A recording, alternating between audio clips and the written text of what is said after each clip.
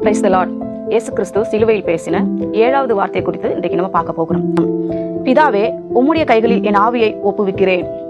பிதாவே, உம்முடைய கைகளில் என் ஆவியை ஒப்புவிக்கிறேன் என்று சொல்லி மகா சத்தமாய் சொல்லி ஜீவனை விட்டார் என்று லூக்கா 23:46 வசனத்துல நம்ம வாசிக்கிறோம்.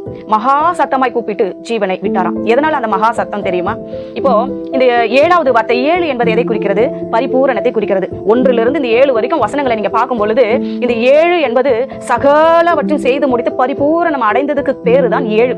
7 என்று எதையெல்லாம் நம்ம பார்ப்போம். கர்த்தர் வானத்தையும் பூமி உண்டாக்கி 6 நாள் முடித்து 7வது நாள் ஓய்ந்திருந்தார். 7 வாரங்கள் 70 வருடங்கள் என்று நிறைய வேதத்துல சொல்லப்பட்டிருக்கு. 7 என்பதற்கு நிறைய இருக்கு. சரி, சிலுவையில இயேசு கிறிஸ்து ஏன் 7 வார்த்தைகளை பேசினார்? என்றைக்காவது யாராவது யோசித்தது உண்டா? இதற்காக 7 வார்த்தைகளை பேசினார்.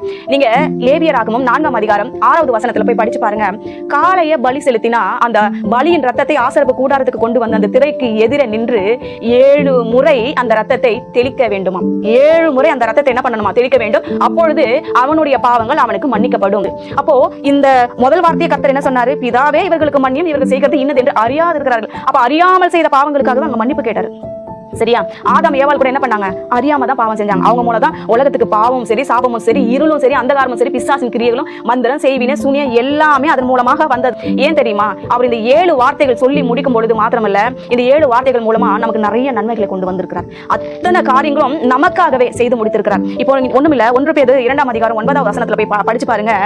நம்மளை தெரிந்து கொள்ளப்பட்டதான சந்ததியாய் மாற்றிருக்கிறார். 2வது ராஜரீகமான ஆசாரிய கூட்டமாய் நம்மை மாற்றிருக்கிறார். 3வது பரிசுத்த ஜாதியாய் நம்மை மாற்றிருக்கிறார். 4வது அவருக்கு சொந்தமான ஜனமாய் நம்மை மாற்றிருக்கிறார். இல்லையா? இந்த திரைச்சீலை 2ஆக கிழிந்தது. இல்லையா? இந்த நேரத்துல பெரிய அந்தகாரம் உண்டாகி திரைச்சீலை 2ஆக கிழிந்தது, இருள வந்த இடத்துல வந்தது என்று நம்ம பார்க்கிறோம். ஏன் தெரியுமா?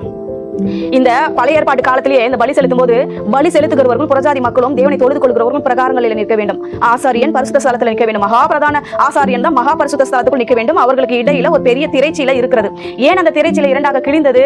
இனிமே ஆசாரியர்கள் என்றும் இல்ல, ராஜாக்கள் என்றும் இல்ல, லேவியர்கள் என்றும் இல்ல, எல்லாருமே ஒன்று என்பதை அறிவிக்கும் பொருட்டே கர்த்தர் என்ன பண்ணினாரு? நமக்கு அந்த இடத்துல மிகப்பெரிய ஸ்லாக்கியத்தை உண்டு பண்ணினார். இந்த வசனத்தை பாருங்க.